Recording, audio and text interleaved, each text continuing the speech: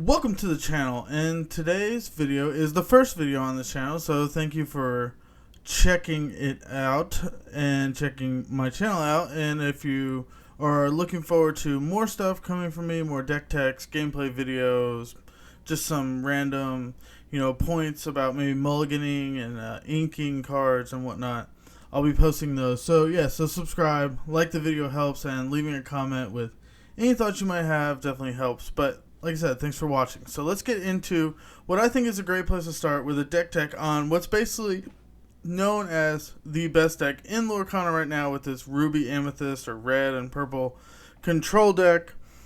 And you'll see I run the standard. We'll start with the Amethyst cards, the 4 Archimedes, or your goons. Goons are just known as your 1 mana inkable 2/2.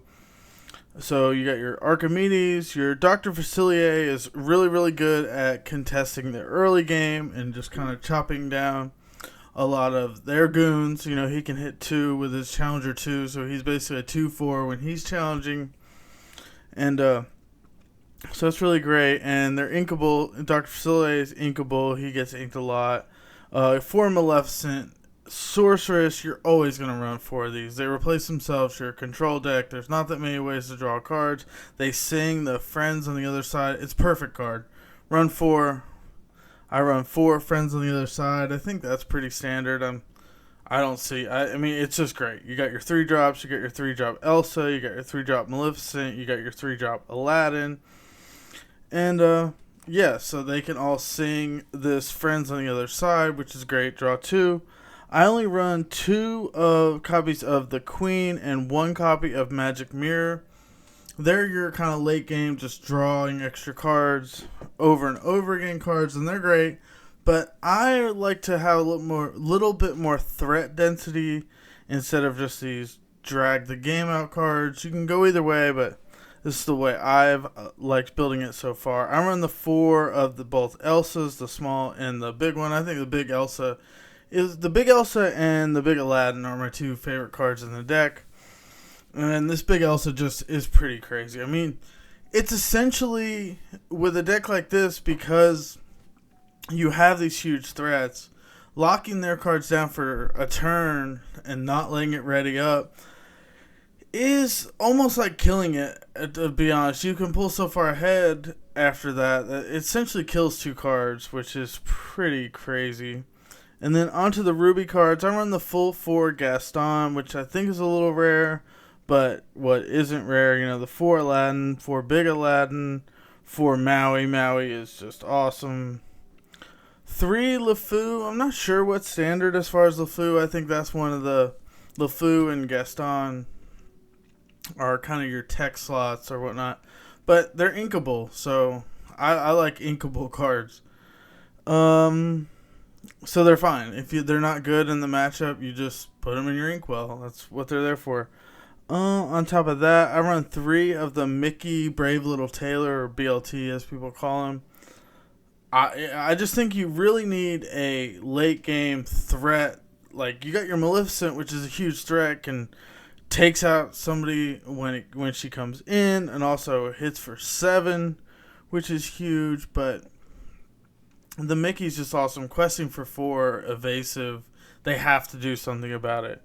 And you don't have that many cards that they want to use their Dragonfire on, so they probably are going to have a Dragonfire for your Mickey. So it is tough place. If I'm talking about in the mirror, but I don't know. I like the 3 Mickey. I think having something at Quest for 4 like that is just really good. And I run the 3 Be Prepared. I think that's standard. I would hope so, because Be Prepared is basically what puts this deck over the top and makes it an actual control deck, because it's the only full board wipe in the game. And 1 Shield of Virtue. Kind of want to go up to 2. Maybe take out a Gaston, but it's good with Gaston to kind of hit something. I mean, we'll see.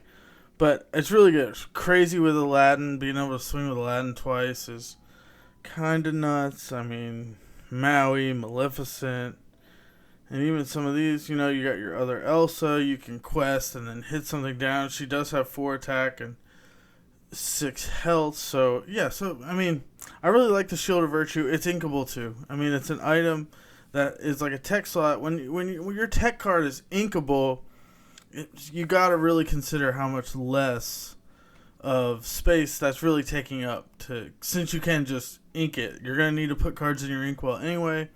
So having one that's a tech card that you kind of know maybe in the matchup or maybe the way your hand's going, it's kind of nice to have these tech cards that you're like, this is not gonna fit anywhere. It's a 1-drop, and I'm not gonna need it in this game. So it's kind of an easy ink.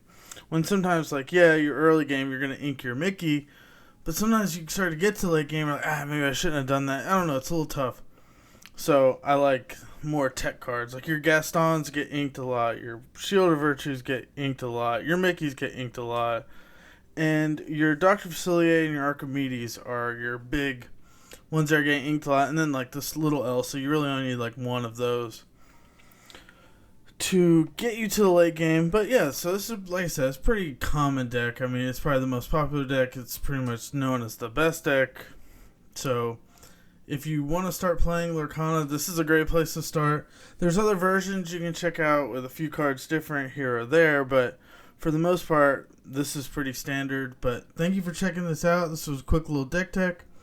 And if you enjoyed it, like I said, subscribe, like the video, leaving comments helps. But thank you for watching, and I'll be back with another video soon.